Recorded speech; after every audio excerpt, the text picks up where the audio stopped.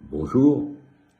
Dans la première vidéo, j'ai décrit un régime très répandu dans les collectifs démocratiques, un régime qui épuise sans se dire, la fausse immanence. Aujourd'hui, je voudrais m'arrêter sur un mécanisme précis à travers lequel ce régime agit concrètement. Un mécanisme souvent présenté comme une solution, la participation. On entend souvent cette réponse.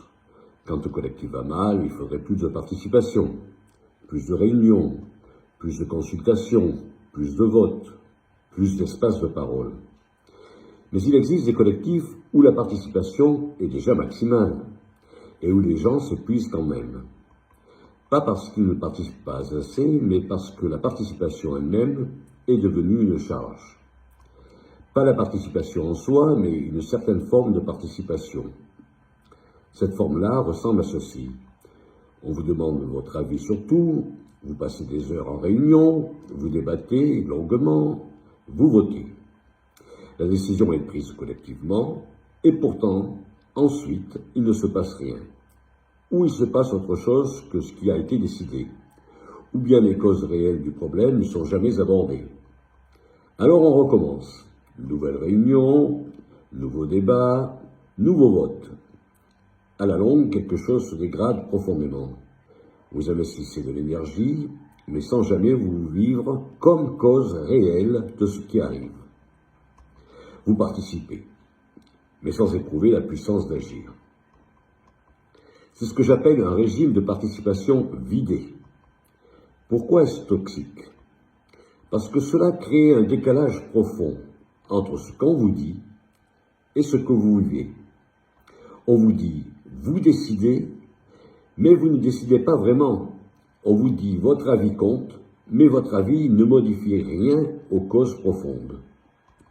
On vous dit, nous sommes horizontaux, mais les rapports de pouvoir sont simplement devenus moins visibles. Et le plus difficile, c'est que vous ne pouvez pas vraiment le dire, parce que formellement, tout est démocratique, les procédures sont respectées, les votes ont lieu, les espaces d'expression existent. Alors le doute se retourne contre vous. Vous vous dites, c'est moi qui ne m'implique pas assez. C'est moi qui ne comprends pas. C'est moi qui suis devenu cynique. C'est à ce moment-là que la participation devient toxique. Quand elle culpabilise au lieu d'émanciper, comment savoir si vous êtes dans ce régime? Il y a quelque chose de récurrent. Les réunions sont nombreuses, mais donnent l'impression de tourner en rond. Les mêmes sujets reviennent, sans jamais être réellement résolus. Les gens participent de moins en moins, ou bien ils participent par devoir, pas par élan. Certains membres très engagés partent sans vraiment expliquer pourquoi.